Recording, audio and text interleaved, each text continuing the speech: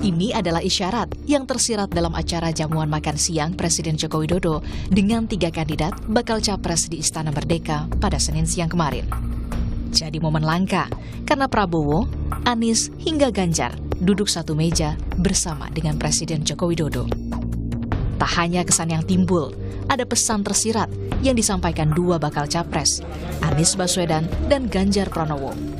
Keduanya satu suara soal netralitas Presiden, ASN hingga TNI Polri dalam Pilpres. Kami sering bertemu dengan banyak orang-orang yang sayang pada Pak Presiden. Dan mereka-mereka yang sayang ini menitipkan pesan untuk Bapak Presiden bisa menjaga netralitas dan menegaskan kepada seluruh aparat untuk menjaga netralitas di dalam Pilpres pemilu. Dia orang baik, insya Allah juga akan mendukung sistem demokrasi yang baik, dan mudah-mudahan tadi yang disampaikan oleh beliau-beliau juga insya Allah akan bisa dilaksanakan. Nah, tugas kita, yuk kita jaga bersama-sama pemilu ini damai, para aparaturnya betul-betul imparsial, semua bisa berjalan dengan fair dan kita bisa saling menjaga. Senada 2 bakal capres lain, bakal capres Prabowo punya harapan yang sama, berharap suasana pemilu berjalan baik. Jadi beliau juga berharap suasana bagus dan kita juga berharap suasana baik. Isyarat politik dari meja makan istana dibaca analis komunikasi politik UIN Syarif Hidayatullah Gun Gun Herianto sebagai upaya Presiden menunjukkan netralitasnya sebagai pucuk pimpinan tertinggi negara. Namun, langkah ini tak cukup menurunkan tensi politik yang terlanjur naik usai putusan MK melenggangkan putra sulung Jokowi sebagai bakal cawapres Prabowo di Pilpres 2024. Kemudian makan siang saja tentu tidak cukup, bahwa ini betul ya menurunkan tensi dan punya peluang untuk harmoni melalui hubungan di antara mereka yang berkompetisi di Pilpres, tetapi kan dimensi elit saja tidak cukup. Ada butuh political will dalam posisi ini, maka Presiden harus memastikan bahwa dirinya dan seluruh instrumen-instrumen kekuasaan itu berada dalam konteks di atas seluruh kepentingan-kepentingan satu atau beberapa partai. Isyarat dari meja makan istana tentu diharapkan publik jadi bukti nyata Presiden tak berpihak pada salah satu kandidat, bukan hanya sekedar gimmick politik menyamarkan dukungan untuk putra mahkota. Tim Liputan, Kompas TV.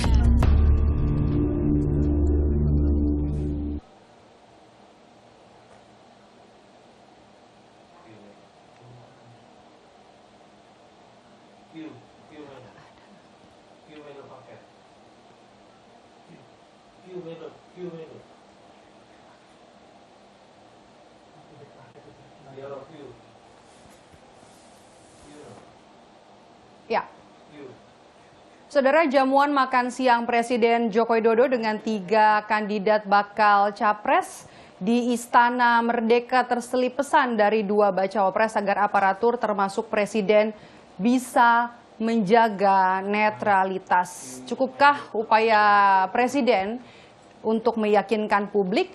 Dan kita akan bahas sore hari ini bersama dengan Ketua DPP Partai Golkar Putri Komarudin melalui sambungan Zoom, dan juga sudah hadir bersama kami sore hari ini di studio mini KPU bersama dengan pengamat politik dari Universitas Gadjah Mada, ada Mas Nyarwi Ahmad. Selamat sore Mas Nyarwi. Kalau misalnya kita bisa lihat, sebenarnya kita belum terhubung ya dengan Mbak Putri.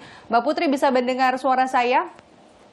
Dengar Mbak, saya udah terhubung dari tadi. Apakah kedengeran? Oke, bisa dengar ya. Oke, yang pertama saya ke Mbak Putri dulu ya, Mas Nyarwi.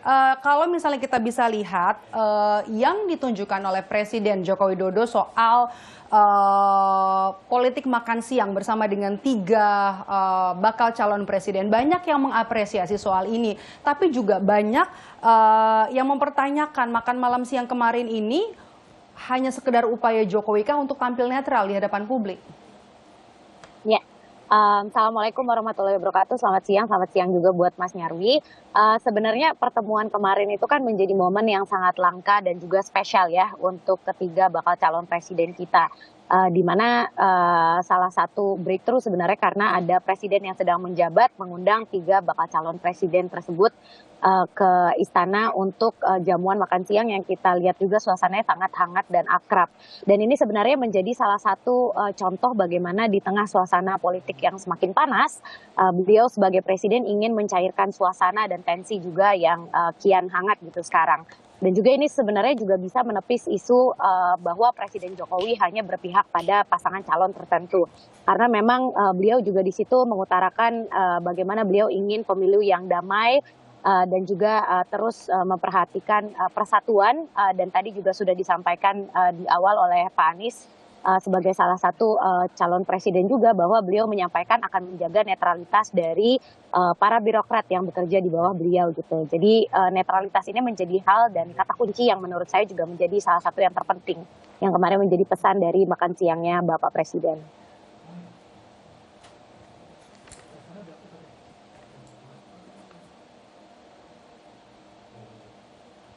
Oke, pertanyaan yang sama juga saya sampaikan kepada Mas Nyarwi.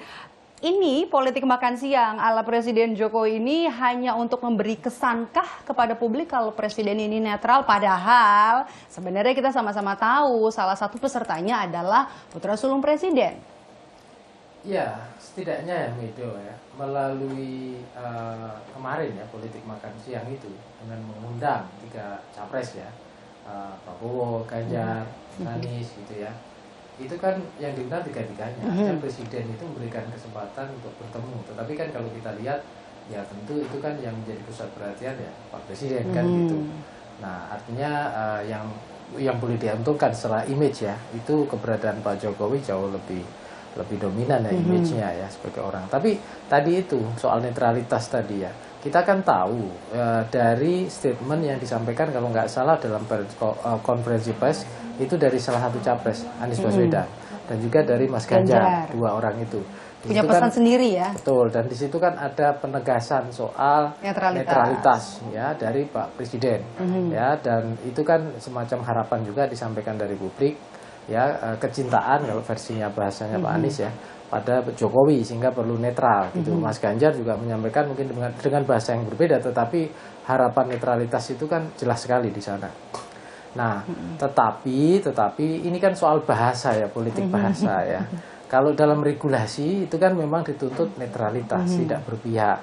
Tetapi kan dalam banyak fakta yang lain kan Presiden beberapa sebelumnya juga pernah menyampaikan cawe-cawe kan gitu. Presiden juga akan cawe-cawe gitu, tapi cawe-cawenya dalam konteks apa kan gitu, untuk mengawal proses demokrasi, untuk supaya 3 capres ini bisa bertanding dengan baik gitu ya, untuk memastikan penyelenggaraan pemilu juga tahapannya berlangsung dengan baik gitu ya. Nah di sini yang kemudian harapan-harapan ideal, kita kan ngomong yang ideal kan gitu. Nah tentu orang bertanya apakah mungkin kan gitu pertanyaannya. Ketika anak Pak Jokowi, Mas Gibran itu jadi menjadi salah satu pesertanya. Betul, cawapresnya Pak Prabowo masih mungkin nggak? Itu tidak cawe-cawenya itu tidak kemudian bahasanya kan kalau ditanya di konferensi mendoakan dan merestui kan gitu. Nah kalau cawe-cawe di sini kan sudah lebih dari mendoakan dan merestui ya kan. Ada orang mungkin itu mungkin bisa aja itu ikut memenangkan kan gitu. Ini yang cawe-cawe ya, itu yang cawe-cawe tentu tidak diharapkan. Tapi kita percaya deh pada apa yang secara eksplisit disampaikan Pak Presiden bahwa cawe-cawenya mengawal demokrasi, mengawal pemilu yang baik seperti itu. Mengawal demokrasi, mengawal pemilu yang baik. Saya kembali ke Mbak Putri. Mbak Putri, bagaimana Golkar dan juga Koalisi Indonesia Maju ini bisa meyakinkan publik secara rasional kalau presiden ini tidak berpihak di saat 2 putra Presiden Joko Widodo ini ada di kubunya Pak Prabowo? Ya, sampai sejauh ini kan kita sama-sama bisa melihat bahwa Pak Jokowi belum pernah sekalipun menyatakan dukungannya secara real gitu, secara frontal terhadap salah satu pasangan calon, walaupun memang Mas Gibran adalah anaknya beliau. Jadi justru pertemuan makan siang kemarin itu menjadi bukti nyata bahwa memang beliau menjaga netralitasnya. Dan ini kan memang kita kembalikan lagi kepada masyarakat kan, dasarnya apakah pasangan calon yang kita usung layak untuk dipilih dan memang bisa membawa Indonesia maju seperti yang dicita-citakan dalam visi dan misi di Koalisi Indonesia Maju ini. Apalagi kan sekarang masyarakat semakin cerdas, ruang media sosial juga menjadi diskursus yang sangat seru ya dalam melihat bagaimana politik kita pada saat ini, dan harapan-harapan masyarakat banyak juga termaktub di situ. Jadi saya kira ini merupakan langkah yang sangat bijak bagi Bapak Presiden, dan tentu kemarin juga telah disampaikan juga oleh Pak Ganjar, Pak Anies, dan juga Pak Prabowo bagaimana beliau benar-benar ingin menjaga netralitasnya dan tidak ingin berada di salah satu sisi pasangan capres dan cawapres. Apalagi juga beliau kan sempat mengutarakan bahwa memang sebagai orang tua hanya bisa mendoakan dan juga merestui, dan memang ketika anaknya sudah berkeluarga menjadi kepala keluarga sendiri, tentu seorang anak itu mempunyai cita-cita dan keinginannya masing-masing gitu, sudah terlepas dari presidennya. Mendoakan, merestui, dan juga memenangkan. Bagaimana tanggapan Golkar? Gimana, Mbak? Halo? Saya mau ulang pertanyaan saya lagi. Tadi sebelum saya ke Mbak Putri, Mas Nyarwi bilang kalau kemarin kan mendoakan, merestui. Kalau sekarang ada kesan memenangkan. Bagaimana tanggapan Golkar? Iya, sampai sekarang kan kita juga masih melihat bagaimana beliau juga tetap netral. Kita bisa melihat di komposisi kabinet saja berbagai partai yang mungkin sekarang sudah berbeda koalisi gitu, misalnya dengan Koalisi Indonesia Maju itu juga masih menjadi bagian dari pembantu presiden sebagai menteri dan juga kepala lembaga. PDIP misalnya, Nasdem dan juga PKB masih sama-sama berjuang di dalam kabinet Indonesia Majunya Pak Jokowi. Jadi kalau dibilang menjaga netralitas ya tentu kita bisa lihat itu ya dari susunan pemerintahan yang sekarang juga gitu, karena kita masih sama-sama menjadi bagian dari koalisi yang sama, koalisinya Pak Jokowi, dan masih sama-sama berusaha untuk menyelesaikan program kerjanya Pak Jokowi dengan baik gitu. Oke, masih tetap mencoba untuk, ini bisa dikatakan menjadi salah satu upaya Presiden Jokowi untuk tetap netral. Tapi Mas Nyarwi, kalau kita lihat, cukupkah ini sebagai upaya Presiden untuk tampak netral, untuk meyakinkan publik kalau ia netral? Cukupkah politik makan siang ini atau perlu ada upaya lain? Ya, politik makan siang itu saya kira sebagai starting point ya. Ini kan pemilu secara secara dalam arti kan tahapannya masih awal ya, pendaftaran gitu ya. Kayak kemarin pemeriksaan kesehatan, terus nanti verifikasi dan seterusnya sampai debat, apalagi kampanye dan lain-lain gitu. Nah, kita bisa membuktikan atau bisa melihat netralitas itu kalau nanti di lapangan kayak apa. Nah, dilemanya ya, Medo, itu kan di sini sebenarnya bukan keberadaan Pak Jokowi secara langsung mengendos, itu kan tidak mungkin dilakukan karena presiden itu harus menjaga wibawanya sebagai kepala negara, kepala pemerintahan, bahkan harapan netralitas. Yang kemudian menjadi dilema itu seringkali kan walaupun tanpa perintah presiden sekalipun gitu ya. Bagaimana menteri-menteri bantu presiden gitu. Dengan kode-kode tadi misalnya itu kemudian punya impact dalam mobilisasi sumber daya ya, yang kemudian menguntungkan salah satu pasangan, termasuk khususnya di sini itu Prabowo Gibran seperti itu. Karena kan soal kode ini menjadi kadang-kala juga tidak bisa sepenuhnya, ini tergantung orang yang nangkap kode kan.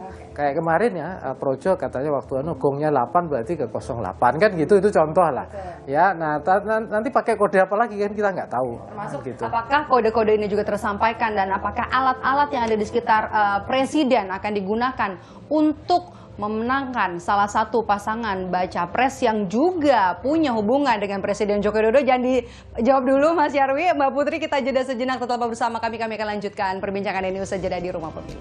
Masih dari studio mini Kompas TV di kantor KPU Jakarta, kita masih membahas soal makna dari politik makan siang Presiden Jokowi. Saya masih bersama dengan pengamat politik dari Universitas Gadjah Mada, Mas Nyarwi Ahmad, dan juga pengamat politik dari Universitas Gadjah Mada, Mas Nyarwi Ahmad, dan juga pengamat politik dari Universitas Gadjah Mada, Mas Nyarwi Ahmad, dan dulu deh, Mbak Putri. Tadi kan Mas Nyarwi sebelum jeda tadi bilang kalau ada kemungkinan kode-kode yang diberikan oleh Presiden Joko Widodo secara tidak langsung dan kemudian secara tidak langsung menggunakan alat-alat di sekitarnya untuk mengendorse salah satu capres yang juga punya kedekatan dengan Presiden Joko Widodo. Tanggapan Anda? Ya, Kalau kode politik ini kan sebenarnya terserah yang menafsirkan ya gitu. Kalau saya sih lebih memandangnya bagaimana sampai dengan hari ini Bapak Presiden tidak pernah menyatakan dukungan secara langsung kepada kandidat manapun gitu. Jadi beliau biarkan partai-partai pengusung ini bekerja sesuai dengan koalisi yang mana mereka sudah mengusung dan juga berjanji untuk memenangkannya di situ. Jadi yang kalau kita sih tentunya dari DPR ya berharap bahwa produktivitas dari pemerintah kita, bagaimana penyerapan anggaran itu bisa tetap optimal tanpa terganggu dengan timeline dari pemilihan presiden dan juga tentunya pileg di 2024 nanti. Karena kan memang programnya Pak Jokowi ini masih sangat banyak ya sampai dengan nanti akhir tahun 2024. Sehingga yang perlu kita fokuskan sekarang adalah bagaimana seluruh program beliau bisa tetap selesai, bisa tetap rampung, sambil juga ya menjaga netralitasnya beliau dan juga menteri dan lembaganya. Dan tidak mengikut campurkan antara program beliau pada saat ini misalnya dengan yang akan datang. Jadi mungkin itu yang perlu kita jaga sebenarnya. Oke, berarti menyerahkan kepada siapa yang menginterpretasikan arti kode-kode yang disampaikan oleh Presiden Joko Widodo dengan alasan emang Jokowi ini netral. Tanggapan Anda, Mas Nyarwi? Ya itu udah pas ya. Artinya begini loh. Itu memang saya kira gini, memang Presiden perlu menjaga netralitasnya ya, karena itu marwah ya, bukan hanya individu Jokowi, tapi Jokowi sebagai Presiden Indonesia gitu ya.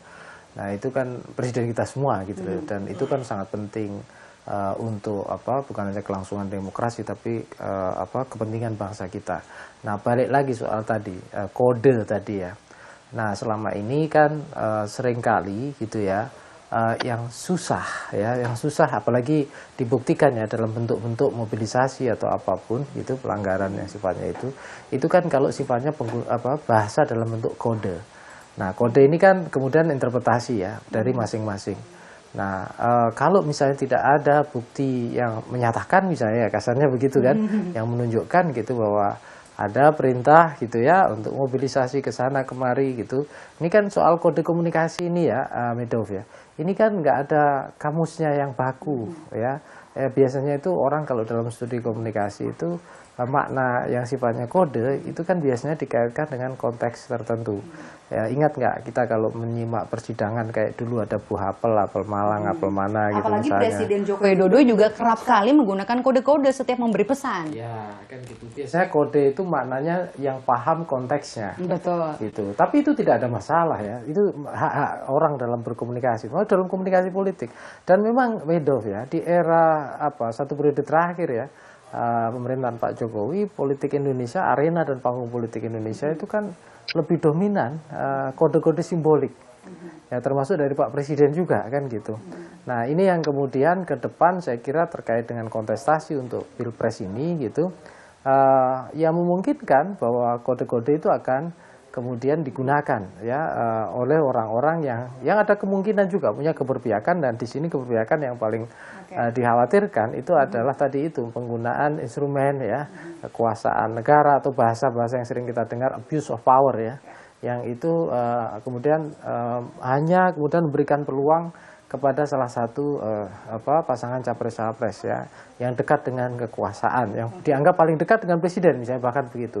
Tapi ini kalau terjadi saya kira ya kredibilitas ya dan integritas seorang presiden menjadi pertanyaan banyak orang kan gitu. Yang juga jadi sorotan kemarin selain 3 baca pres yang diundang ke istana, kemarin ada juga kepala daerah. Nah ini yang nggak bisa dilepaskan, ada 270 sekitar 200-an ya PLT kepala daerah nanti per Desember 2023. Bagaimana nanti menjaga netralitas mereka di pemilu 2024, Mas? Ya, kalau pejabat negara seperti PLT saya kira ya, kepala daerah, memang ada yang mengatakan bahwa PLT justru ada kerentanan kan, karena tidak punya posisi politik ya. Artinya mudah untuk dimobilisasi, itu kan asumsi pertama. Orangnya dipilih, artinya kan ya punya loyalitas orang yang memilih kan gitu. Tapi sisi lain sebenarnya PLT kalau mereka sebagai pejabat profesional gitu, meskipun mereka dipilih oleh orang yang memilih pun gitu, mereka kan orang karir ya, yang taat dan patuh pada regulasi, diikat pada regulasi kan gitu, termasuk menjaga netralitas, tanggung jawab pada wilayahnya, teritorinya dan lain-lain. Dan saya kira gitu ya, di sini tentu ada regulasi-regulasi dan pengawasan yang harus menurut saya ya itu lebih kuat, termasuk suara publik kan gitu. Ya mungkin itu dilakukan kok, Medov ya. Misalnya publik kan bisa ditanya, bahkan dengan data survei aja juga bisa. Ya kan persepsi misalnya kalau ada orang yang mungkin suara yang kita dengar gitu, kepala daerah A kurang netral atau ini. Nah, kemudian juga bisa tanya ke publik kan gitu. Selain lewat teman-teman media kan mengawasi netizen pengguna media sosial mengawasi. Suara publik juga bisa lihat, bisa menyatakan ini benar-benar netral apa enggak. Kalau biasanya ketidaknetralan terlalu menonjol, tercermin juga itu pasti ya. Nah, itu seperti itu. Apakah memang orang-orang di daerah-daerah tertentu di kantong-kantong suara ini ada pion-pion yang diletakkan nanti untuk menyampaikan kode-kode itu? Tanggapan Anda, Mbak Putri? Ya, fungsi pengawasan ini kan bukan cuma di DPR RI aja ya gitu. Tadi yang sudah disampaikan juga oleh Mas Nyarwi, misalnya kita di setiap provinsi dan kabupaten kota itu ada DPRD-nya. Yang juga pasti nanti senantiasa mengawasi dan juga sama-sama bersama dengan PJ Gubernur atau Wali Kota dan Bupatinya menyusun anggaran untuk tahun depan misalnya, ataupun mengawasi program yang sedang berlangsung. Jadi ketika kemarin dikumpulkan para penjabat Bupati, Wali Kota dan juga Gubernur ya, saya yakin di situ juga beliau pasti berpesan gitu untuk tetap menjaga netralitasnya, apalagi di saat masih banyak sekali program-program yang belum rampung, dan tentu kita tidak ingin mengorbankan prestasi dari masing-masing provinsi ataupun kabupaten kota di tengah hiruk-pikuk politik ini. Jadi ya memang tugas kita sebagai seorang legislator dan tentu teman-teman kita juga di DPRD sepakat dengan hal ini untuk tetap menjaga netralitas dan memastikan bahwa pemerintah ini memang tidak berpihak pada salah satu pasangan capres atau cawapres manapun. Walaupun ya tentu kita sudah punya pasangan yang kita usung masing-masing, tapi ini tugas kita sebagai wakil rakyat tentunya. Ya. Oke. Tapi jawaban Anda sebagai perwakilan dari Partai Golkar yang ada dalam Koalisi Indonesia Maju melihat aparatur sipil negara yang ditempatkan nanti sebagai PLT kepala daerah, apakah bisa dijaga netralitasnya jelang pemilu 2024? Iya. Dari Koalisi Indonesia Maju tanggapannya? Ya, kalau kita dari Koalisi Indonesia Maju tentu sangat percaya ya bahwa memang mereka-mereka yang terpilih untuk menjadi PJ kepala daerah itu adalah orang-orang yang sudah dicek latar belakangnya, netralitasnya, prestasinya, dan juga bagaimana mereka bisa tetap melanjutkan program pembangunan dari kepala daerah yang sebelumnya. Karena kan mereka ini menjabat lumayan lama sampai dengan tahun 2024. Jadi akan sungguh disayangkan apabila orang-orang yang sudah dipercaya ini malah melukai kepercayaan masyarakat dengan melakukan hal-hal yang tidak sepantasnya, misalnya tidak netral dan lain-lainnya. Jadi kalau kami dari Koalisi Indonesia Maju tentu sangat percaya terkait dengan orang-orang yang sudah terpilih ini. Semua akan netral, presiden netral, kemudian juga kepala daerah atau PLT kepala daerah. Nanti yang saat ini masih jabatannya kan PLT nih, akhirnya artinya dipilih, bukan hasil dipilih ditunjuk, bukan hasil dari pemilihan langsung. Netralitasnya ini juga perlu disampaikan atau diperlihatkan kepada publik. Itu tadi kalau misalnya dari pernyataan Mbak Putri ada tanggapan nggak, Mas Nyarwi? Ya begini, Medov. Kalau kita ngomong demokrasi ya, itu kan bukan hanya dilihatnya seberapa angka partisipasi, kualitas partisipasi. Tapi juga kualitas kontestasi. Orang yang bertarung itu walaupun berusaha menang, kualitas pertarungannya kayak apa? Apakah rendah atau bagus, berkelas atau tidak? Tapi juga yang ketiga, kualitas penyelenggaraan dalam proses demokrasi ini, termasuk keterlibatan aparat. Menurut Anda kualitasnya nanti bakal jadi seperti apa? Nah ini yang jadi taruhan kan. Kalau misalnya ya semuanya, misalnya dari presiden, kepala daerah semua gitu ya, menjaga netralitasnya, menunjukkan integritasnya. Berarti apa? Demokrasi kita bahkan dalam kualitas menggaransi proses demokrasi pemilunya itu jauh lebih bagus. Kan gitu. Nah kalau misalnya sebaliknya berarti ya memang kelas kita nggak naik-naik kan gitu. Nah ini kan sama-sama. Ya kan betul. Kalau kan? bacaannya? Ya kalau bacaan saya masih ada peluang untuk naik kelas kan gitu. Tapi balik lagi, ini kan yang kita lihat dari statement eksplisit. Ya kan Pak Presiden menyatakan netralitasnya gitu ya. Seandainya orang menafsirkan cawe-cawe untuk menjaga netralitas kan gitu, misalnya begitu. Nah itu artinya kan kita punya peluang nih, demokrasi kita dalam proses pelaksanaannya pemilu ini tetap kita naik kelas kan gitu ya. Tidak hanya yang berkontestasi saja yang kualitasnya bagus gitu, tidak hanya masyarakat pemilihnya saja yang potensial lebih cerdas kan gitu, lebih aktif dalam memilah, memilih dan seterusnya. Jadi kita berharap tiga-tiganya tentunya dari variabel itu kan gitu. Oke. Saya masih punya satu pertanyaan lagi, jawab singkat saja Mas Nyarwi. Di tengah Presiden ingin menunjukkan ke publik kalau ia bakal netral nanti di Pilpres 2024, tapi di satu sisi Presiden ini menunjuk Kasat yang baru dilantik belum sampai 1 pekan untuk menjadi Panglima TNI. Ini ada hubungannya kah? Pertama gini komentar saya, kalau dari basis konstitusi kan memang hak Presiden menunjuk dari nggak bisa dilihat, nggak bisa ditutup dong. Ya, kita nggak bisa tutup mata dengan pertanyaannya kan konteksnya ini kan konteksnya adalah kenapa menjelang kan gitu, menjelang proses kontestasi. Saya kira ada pertimbangan-pertimbangan. Tentu saja ya TNI itu punya, sebagai lembaga kita harus menghormati profesionalitasnya ya. Artinya dia punya kriteria untuk mengajukan nama-nama. Tapi biasanya kan kadang-kala nama itu diajukan juga, terus diproses diskusi juga di DPR kan gitu. Khususnya kalau Panglima ya, kelasnya ya, pengajuan Panglima TNI. Tetapi kan juga begini, Medov ya. Tentu sebagai seorang presiden ya, dia punya tanggung jawab moral untuk punya orang-orang siapa saja di lembaga atau institusi yang dia punya kuasa untuk menunjuk langsung, itu memang bisa dipercaya, punya kinerja bagus. Nah, ada kecenderungan yang saya lihat juga, hari ini yang dekat-dekat di jabatan itu, ya misalnya dari Kapolri, juga sekarang Kasat, itu kan banyak orang bilang all president man, all Jokowi's man tepatnya. Kenapa? Karena kalau kita lihat kan karirnya dulu pernah jadi Kodim Surakarta kan, Pak Kasat sekarang kan gitu. Tetapi kan juga nggak baru-baru ini Pak Kasat tiba-tiba Kasat. Sebelumnya kan Wakasat. Artinya kan kita harus lihat profesionalitas kan gitu. Ada track profesionalitas gitu loh di sana. Berarti tetap ya Jokowi ingin menunjukkan kepada publik netralitasnya nanti di pemilu 2024. Terima kasih pengamat politik dari Universitas Gadjah Mada Mas Nyarwi Ahmad sudah bergabung bersama kami di studio KPU, dan juga Putri Komarudin, Ketua DPP Partai Golkar, sudah bergabung bersama kami di Rumah Pemilu hari ini. Terima kasih Mbak Putri, sehat selalu. Terima kasih Mas Nyarwi.